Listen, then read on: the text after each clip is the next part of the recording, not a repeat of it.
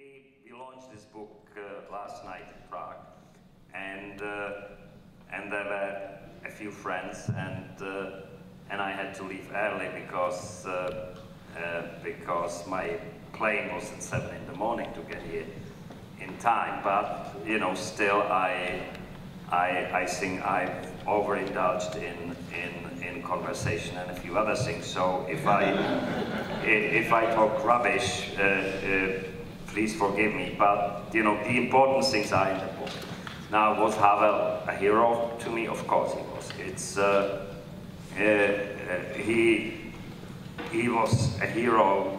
He is a hero to so many people for things he had done, and you know the list of the things he had done, and they are described in the book. You know, he was a great writer before he was a dissident. He was a great dissident before he was a president, and he was a great leader as president who ushered the country into the modern democratic era, and was responsible for the foundations of the country as they are today. But he was a hero to me for yet another reason, perhaps more subtle reason, and because there were things in which he was unlike most other people I knew. I recently came across a beautiful quote by Samuel Coleridge about Edmund Burke, and Coleridge said, "No man was ever more like himself."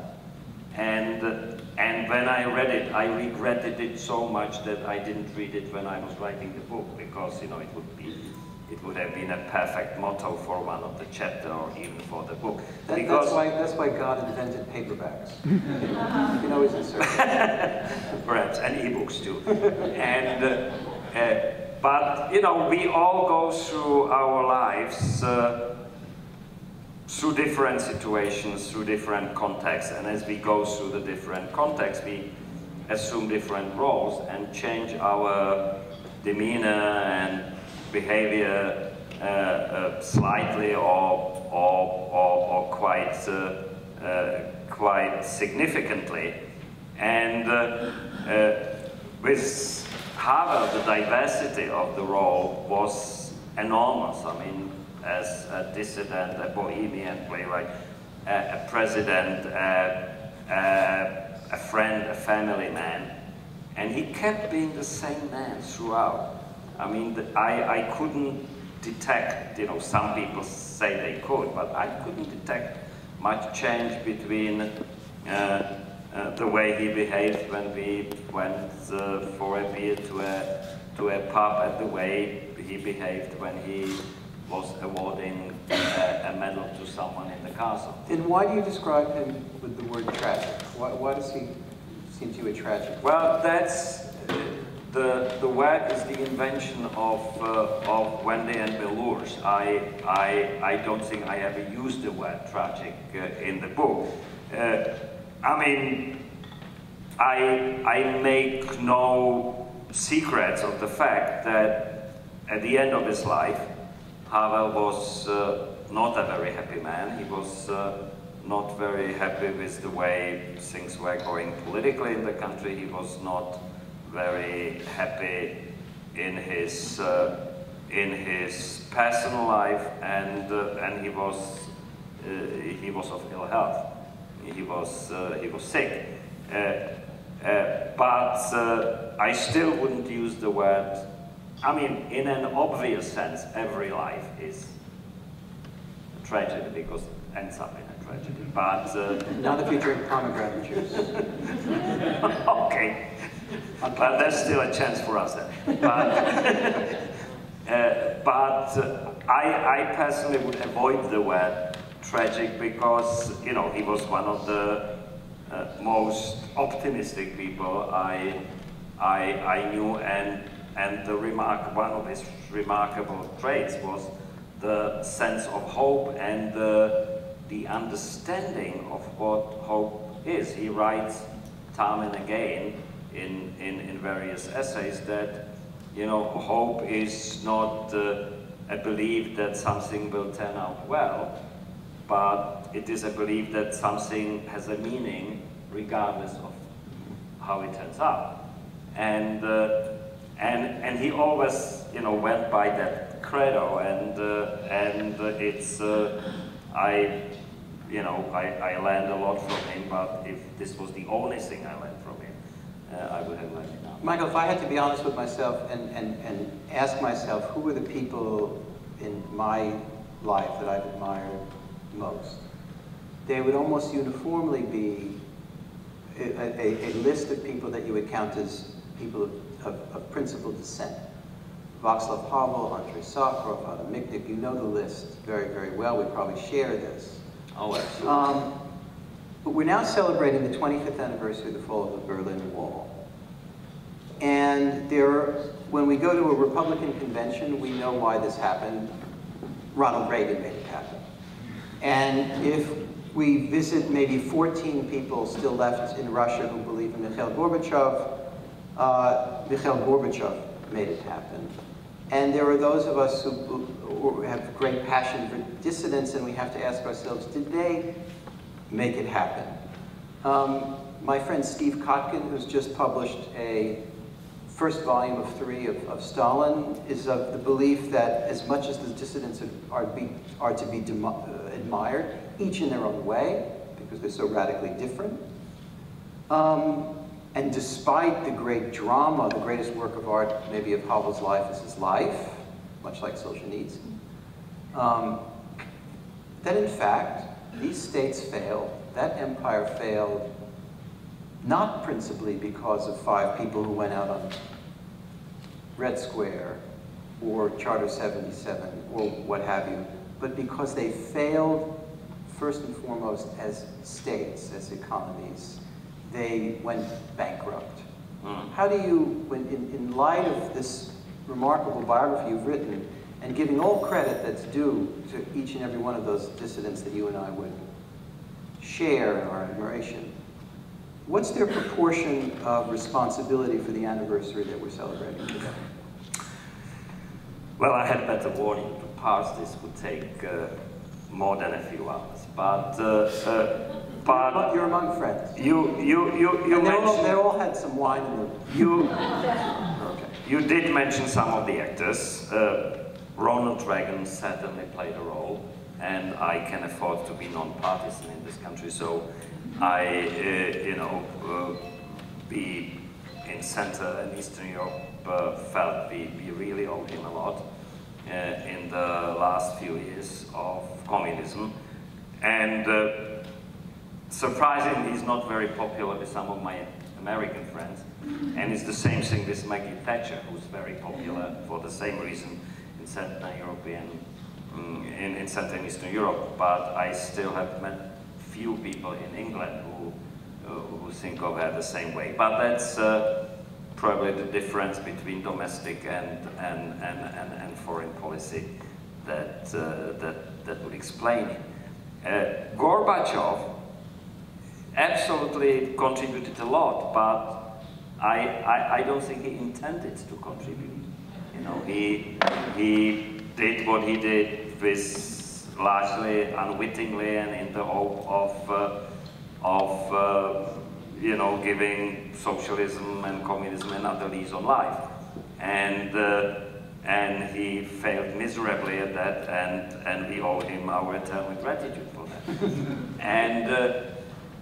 And of course, as for the dissidents, it is true that the economies were failing by that time, the states were failing, but you could also argue that the Soviet Union had been failing ever since it started. You know, there was never a time when it was really prosperous. There was never a time when the planned economy worked. And because the Soviets, in particular, and the Russians, are people who are used to quite incredible degrees of hardship. I think it's entirely plausible that they could have gone on for another 20 years or 30 years or 50 years. But the people couldn't. I mean, the people, the unrest was there. It turned out to be there in the Soviet society as well. It started in en masse with the Solidarność in Poland in 1979, and by the end of the 80s it became endemic. And I was on a TV talk show on Sunday in Prague with a friend and a colleague who advocates for me slightly weird thesis that the Velvet Revolution was no revolution at all, but it was a negotiated handover of power, which is a similar thing. And I keep saying, look, I mean, if there were not the 500,000 people out there on the squares, if there was not the general strike, if people did not, you know, stand up and make their will known, you know, things would have dragged on for a time. And the same thing in Germany. So I think it takes more than one person to do a revolution. You know, I think Woody Allen in one of his stories writes that, you know, you need at least 2 groups of people for a revolution, and if one of them does not attend, the whole thing will end up badly, and you have to return the payment for the whole. For the whole, yes. Yeah. So maybe I'm in a bad mood in terms of politics, but everything that I thought in my youth as a reporter in 1989 and into the early 90s turns out at least not to be completely true, or unfulfilled, except for freakish Czech Republic. Look at the list. I sat on the banks of the Moscow River in August of 1991. Fireworks were going off. The world was full of possibility. The case is also true in other parts of Eastern and Central Europe. The list goes on. One was in Tiananmen Square, and here we are today. In Russia, we have Vladimir Putin is the symbol of enormous disappointment. In 1993, the Palestinians and the Israelis signed the Oslo Accords. Here we are today. The Czech experience seems almost like the outlier of history. And I want to get a sense of how much responsibility Havel and his moral imagination and political leadership can claim for that. Well, I'm experiencing an acute conflict of interest now, because you know, on the one hand, I'm an official representative of my country, so I should now say, you know, everything you say, David, is 100% true. But I think it would be a little too flattering to us and a little too unfair to other people, to other folks in the neighborhood, such as our Polish friends, our Slovak friends, and a few others. I mean, I will be the first, and German friends, and of course, and I will be the first to say, you know, we've done reasonably well, thank you, but we are far from perfect and still have a lot of things to do. And certainly Havel played an enormous role in laying the foundations of a truly democratic, truly human rights conscious, liberal, humanistic country. But he was not, he was the last in a line of a number of people who had preceded him. Thomas Garrigue Masaryk, the founder of the modern Czechoslovak state, was, I think, equally important in laying the foundations. And one advantage we felt we had in 1989, when communism collapsed, was that we had something to go back to fall back on. And in Masaryk and pre-war democratic Czechoslovakia, which was, you know, a very much a Havel imagination kind of country, and Havel as a child grew up in that environment and remembered people who were visiting in their house, who were the people who were building that kind of country. So there is some continuity, and let's only hope that it continues even further. Let me ask you this as a biographer. It's a fairly rare thing that one's biographer is one's friend and ambassador and all the rest. You're not a scholarly or objective, normal, forgive me, biographer. You have skin in the game. You have a long friendship, a long career, both in dissidents and also in government. How does that influence the writing of a book such as this, and does it compel you to leave things out? Well, it's tricky.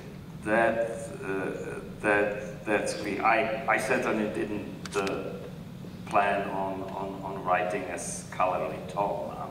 I'm not sure I would know how to do that even if I wanted to.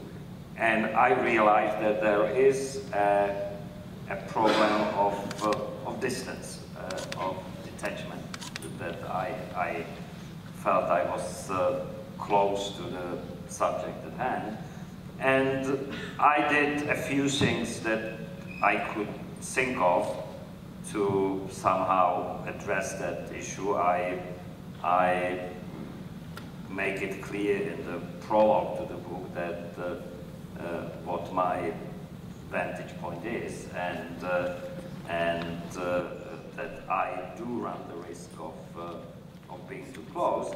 Then I took another sort of a precaution by writing the book in English, because I felt that if I did it in Czech, you know, I will be too close. My wife is a photographer, and she said at the time you need a longer lens, and I realized if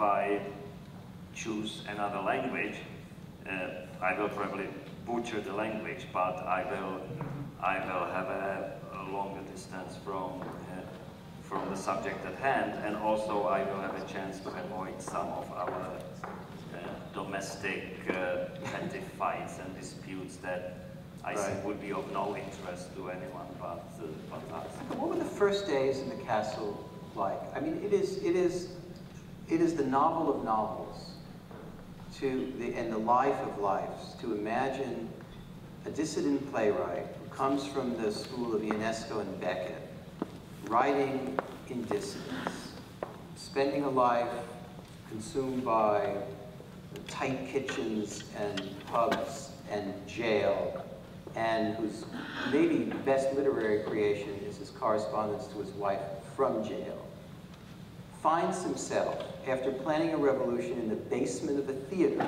where he worked, in the castle where the Communist Party ruled and where the shadow of Kafka is ever present.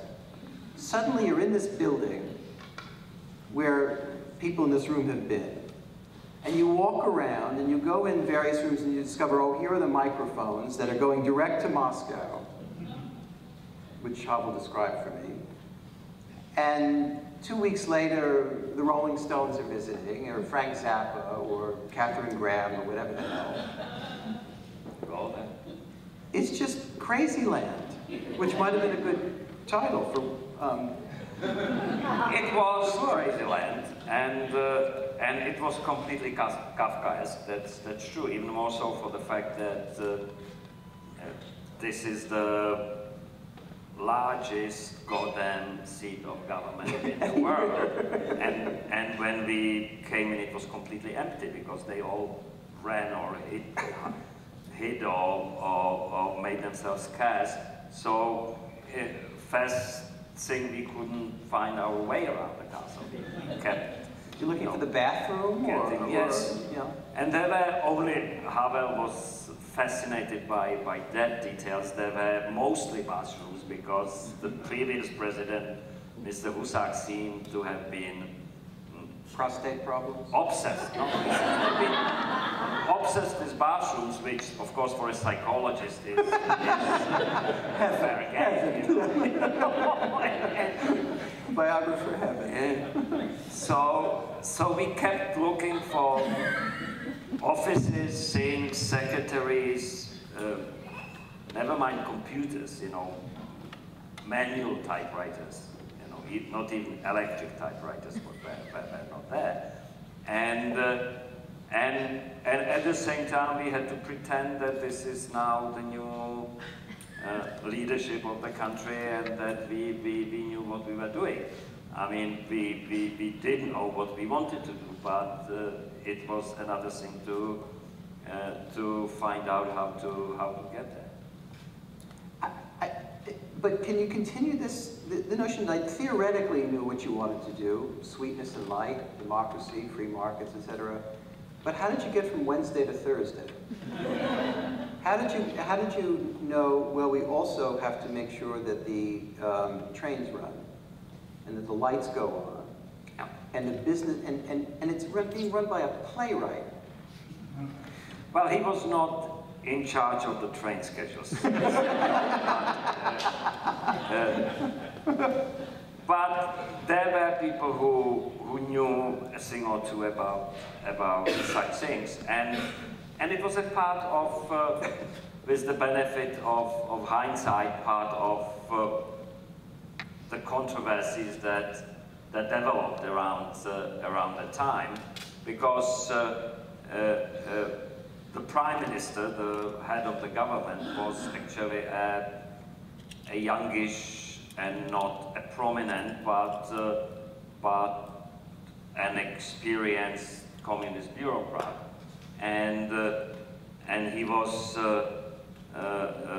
the only person in the room for a few weeks who knew how to set up an agenda, who knew how to make the paper flow go around, but he was also a target of, or Havel became a target for criticism for, you know, letting these people stay in offices and being too soft on the former communists. But I wonder how we would have done without them. It's they were, you know, necessary In the functioning of the state. Yeah. Now, I mentioned to you before we came on, in 2002, I came to see him in 2003 and was very much on the fence, to say the least, about what the United States was about to do potentially in Iraq. He had been then president for 13 years and he was about to leave the castle. And he decided to co-sign a letter that was printed in the Financial Times and support the American invasion of Iraq, which led a lot of kind of liberals like me to think, well, I don't care what George Bush thinks so much as Vaclav Havel and Edmund Burke, etc., are for this. I'm not blaming him, but what leads somebody with the political and moral imagination that seemed unerring in so many ways, at least to us here? Maybe to you it didn't seem unerring because you're with him every day and he's making good and bad decisions. What led to that? Well, you know, first of all, he was not unerring. I mean, as every human being, he made his share of mistakes. What were they? And more important, how would you catalog them? Well, you know, I would have to categorize them first. I mean, he made a few mistakes in his personal life. He made a few mistakes in the political life. You know, one huge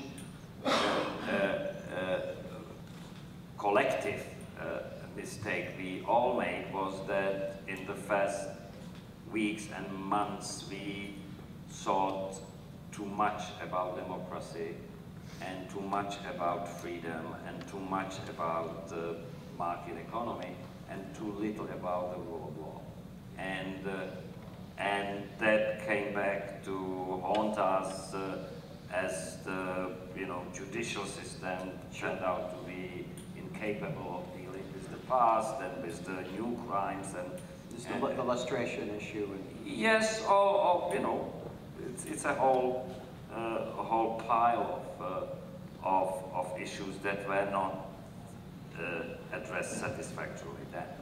So yes, he did make a few mistakes. On Iraq, first of all, he did have reasons to believe that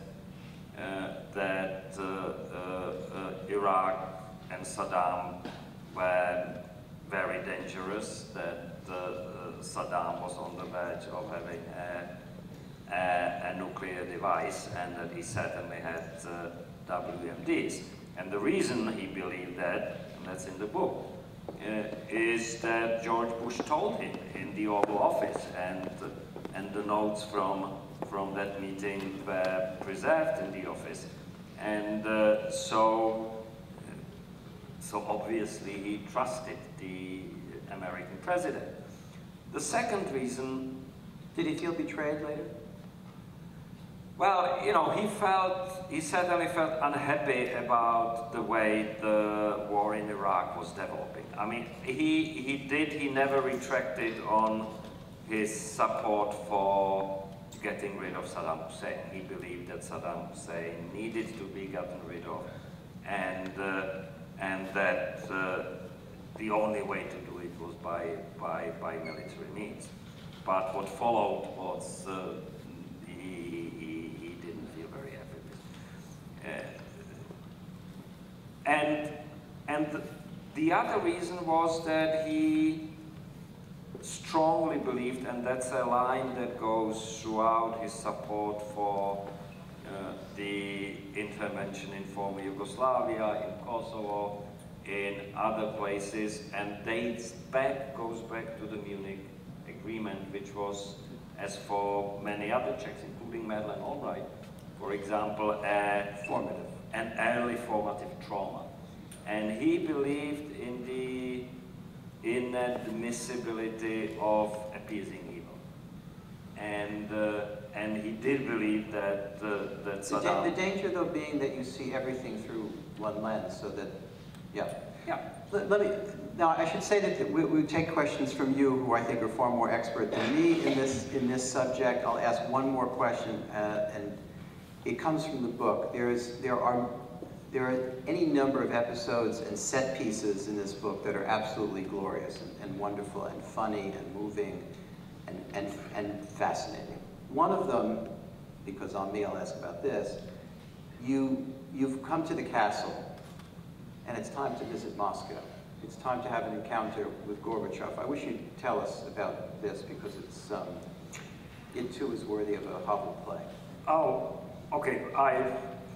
You can find the full version in the book. I mean, the short version is that we went to Moscow the day after we returned from Washington from the first big trip to Washington and New York, when Havel spoke to the joint session of the Congress, visited New York, was shepherded around by Bill and Wendy and a few other people.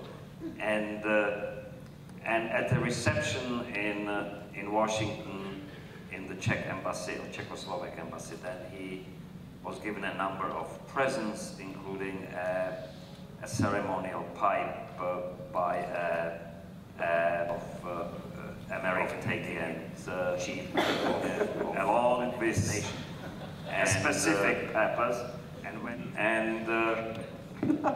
went into a meeting with Gorbachev, and the meeting started not too well, but then Gorbachev warmed up to. What do you mean by not too well? What was wrong? Well, it was like we were from another planet. It's you know, the way we looked. Did you wear a tie? Well, we did wear a tie, but you know, the things were so hectic that, you know, I didn't have time to have a haircut until March or April, and this was February, and so we looked somewhat different from the people they were used to, and of course Gorbachev probably suspected Havel of being you know, radical anti-communist and an enemy, and you got that right. well, he was an anti-communist, all right, but he, for one thing, he didn't have a concept of an enemy. I mean, he never acquired it. So we treated him courteously, politely, like he treated all people, and Gorbachev understood that he was not you know, he was not going in his face. He was not he was not hostile.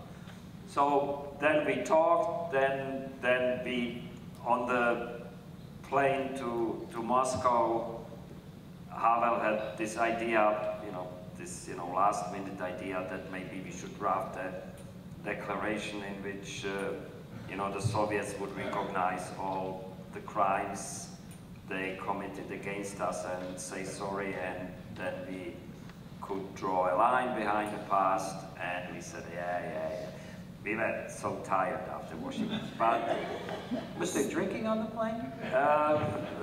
Moderate amount. There was a beer we had as someone took out the paper, and I remember we drafted the statement with a felt pen, and then we came to Moscow and it got translated, and we went into the Kremlin, and Havel said, we had, Mr. President, we had this idea that we softened it down, the apologies and stuff, but that we could sign a joint declaration in which we would draw a line behind the past, etc., etc.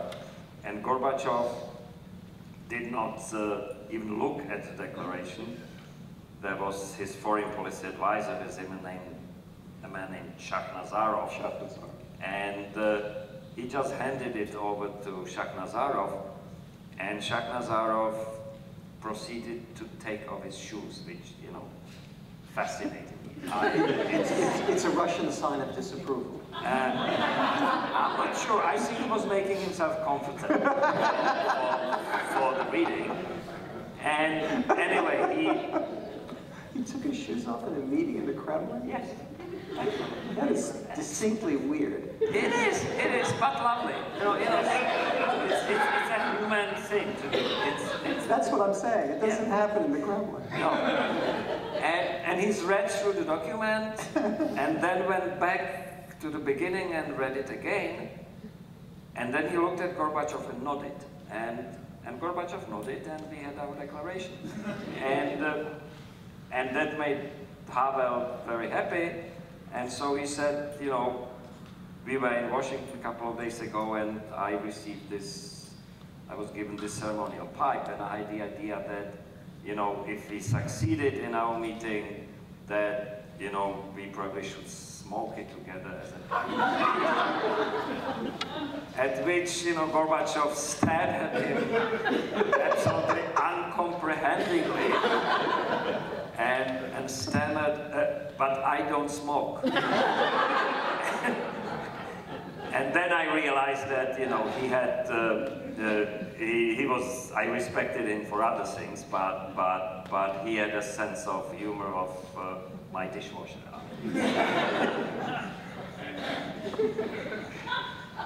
If there could only have been a photograph of Gorbachev smoking, I hope, weed from a peace pipe in the Kremlin.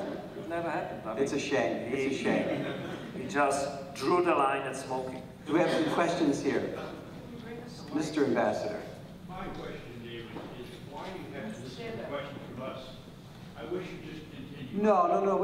This was my promise, and I've already exceeded my limit here. Keep going. Keep going. I think you should violate the rules, and I don't know if anybody else would agree. But They have no choice. You have ambassadorial privilege here. And Bill, you've heard all these stories before, anyways. Well, let's because you do in the book, let's call a spade a spade. You talk about personal problems. There was a big drama of his marriages while in the presidential palace and while in the castle. And while intimate drama is not unknown in the White House in the 90s,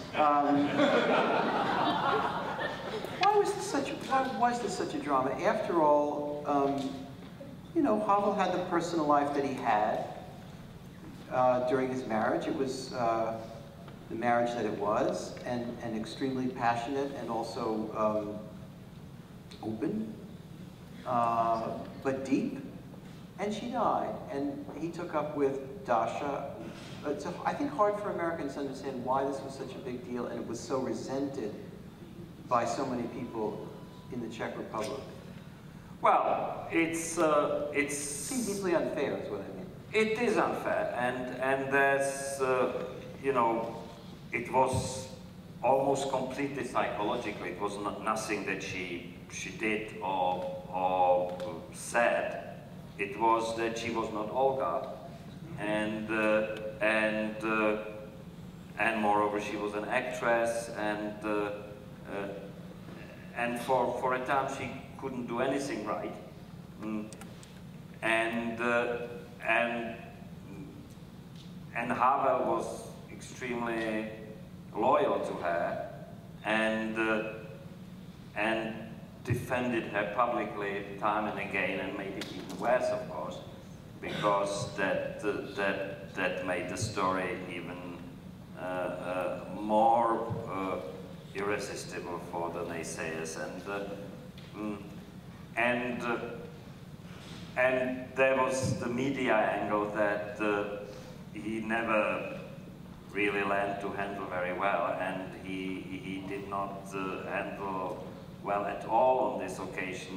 He personally called, the editors and that never goes well. And demanded corrections. No, but I don't think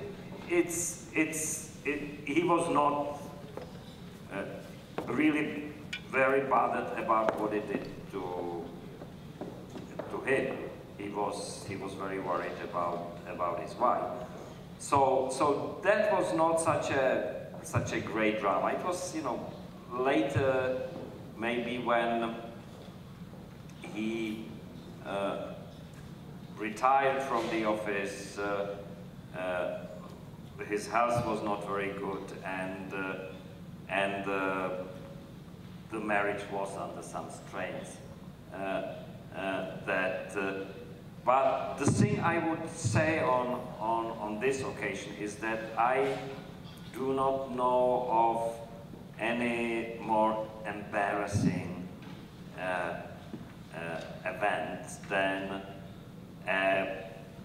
there are many such politicians, than a politician who preaches, family values and purity and etc., and then gets caught in, some affair and goes through the denials and the admissions and the apologies, etc. None of this has ever happened to Havel. Right.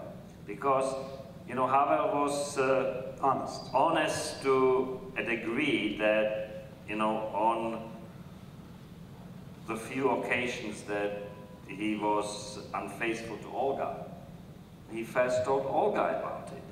And so she knew about his girlfriend. She apparently even occasionally asked her to advise him on some of his girlfriends. I always thought this was a bad idea. It's not, it's not for an average male, that's not a great idea. No. Yeah. But I will say this, everybody knows these early political essays, these masterpieces of moral reasoning and imagination. What interests me also are the political speeches read as essays. And they are so unusual because they are so infused with guilt and doubt. Guilt and doubt is the least common political emotion one can imagine. We just had a midterm election where one woman won, I think she won, with the self-assertive claim that she grew up on a farm castrating hogs, I think it was. And she won a Senate seat 9, well, am I correct? Guilt and doubt never entered this how did that kind of moral, aesthetic, and political voice run the risk of alienating non-elites? It did, and on occasion, you know, I agree that some of the speeches are really beautiful and that they are a great piece of essayistic writing, next to being just speeches. And one in particular, the speech he gave at the Hebrew University in Jerusalem about Kafka and himself is a wonderful thing. But occasionally we felt that did people in the castle ever say, enough with the guilt and the doubt? Yes. We need to know about the trains and the milk and the welfare. Exactly. Yeah. Said it. And how would you Especially react? people who are spokesmen. And how would you know, your voters are not the readers of the New York Review of Books or the Czech equivalent. How would he react to that? Obviously, he didn't take it well because he went forward and gave these speeches, and there's so many of them. Well, there were a few problems there. First of all, he was a writer, and as a writer, he hated repeating himself. So he always went for something different, for something new, which is not the thing a politician, even a good politician, is supposed to do. I mean, you must repeat some things all over again and again, and in as uniform way as possible, so that you don't confuse the media, you don't confuse the voters, etc., etc. He couldn't do this. And he would always fall back on his commitment to tell the truth and say, you know, why should I pretend that I'm without doubts and without second thoughts about what I'm doing when, you know, I struggle with these feelings every day. You know, one of the memorable lines about his presidency was that he said and wrote that, you know, he became suspect to himself when he became president, and he was suspect to himself. And maybe, you know, it's not a great thing for motivating voters. I agree with that, but it's a good instrument of political hygiene because you don't, you know, think of yourself as such a big deal. A couple of nights ago, at Joe's Pub, which is a small theater at the Public Theater downtown on Lafayette, I was privileged to be on a stage with Wally Shawn and Salman Rushdie, and the three of us were there, and we read a play called Protest, which might have been better called Petition. It's really about my role in this was to read the stage directions. They read Stanek and I forget the other, Vanek's lines. And afterwards there were question and answers in front of an audience like this, and it came up, the subject of Havel as a playwright, and stature as a playwright. And there are many ways to look at this, to break it down into kind of very vulgar categories. One is that the point of view that he's a category in a class with the UNESCO and Beckett and his other heroes. And the other is that he is an imitator of those, but those plays what life they have is because of their moment in history and their political force at a certain time and a certain place. How do you, I'm sure you went back and reread these plays, you know them intimately. Well, How do you feel about it? It was a very appropriate place to do the reading of Protest. Of course, Joe Papp was first produced Havel in New York in the 60s. I feel quite strongly that Havel was a great playwright in his own right. He was successful and famous as playwright long before he became dissident or a politician, so he didn't owe anything of his renown as a writer to his political activities.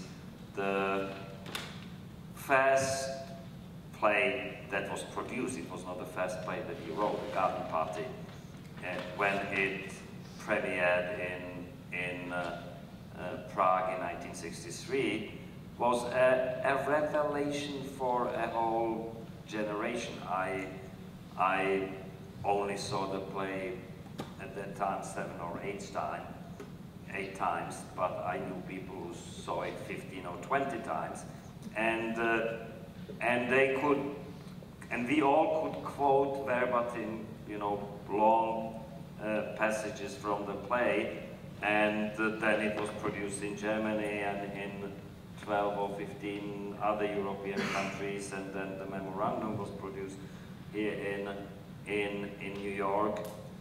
Of course, he was influenced by Beckett more than Ionesco, I think, when he was writing the plays, and he held Beckett in the highest esteem possible. He once wrote him a letter in which he called him the deity in the heavens of spirit, and he never used such language about anyone else. And some of his plays in the 70s and the 80s, including the little one-act plays like Audience and Protest, are wonderful pieces of playwriting. And his last play, Leaving, is again a fantastic piece of theater. It works as theater. It's not a derivation, and it's not by accident that some of his contemporaries and colleagues as playwrights, Harold Pinter or Tom Stoppard, held Havel and his plays in very high regard. How important was it, and this is a big theme in the book here and there, that Havel was a bourgeois, that he was well born in class terms? How did that influence his life and what he brought to ultimately the events of '89 and forward? You know, first of all, it made him feel guilty throughout his life. His father already was a very successful businessman and entrepreneur, but was never quite comfortable with being rich. And Havel, when he grew up, he was also punished for coming from a bourgeois family. But at the same time, you would have to say that he acquired some of the bourgeois virtues, like respect for order, hard work, social harmony, and so of course he couldn't be who he was not. But his was an interesting combination in that he was at the same time born in a very well-to-do family, so he was a privileged child, felt guilty about it, and he was an outcast from the age of 10 or 11. Mm-hmm. And somehow he kept combining the two. A final question. When you would see him in his life in the castle, did you feel sorry for him because of the caged aspect to this, of the enormity of the responsibilities and the way he had to live? Or did you think, you know what, he is loving this? Through all the speeches about guilt and regret and melancholy, in fact, he was loving this. Well, it was very tempting to feel sorry for him, because he was such a vulnerable human being, and he radiated a sense, so often a sense of helplessness, etc., etc. And I came to believe, to a degree, that in fact this was his way of influencing other people, that he was in fact the ultimate epitome of the power of the powerless. You know, he was so powerless that all kinds of people immediately rushed to his, you know, help. As a kind of strategy. Yeah, he may not, maybe he didn't realize it, but it was a kind of strategy. And yes, he was no masochist. He also loved what he was doing. I mean, no question about it. And he liked to travel as president, and he put an enormous effort in his speeches, and he cared so much about how they would be received, and at the same time he suffered through writing them. I mean, it's not that, you know, he's sacrificed himself for the good of his nations and suffered throughout. No. He half enjoyed what he did. Michael, thank you very much. I encourage you to buy and read this book. The book is Havel and Life.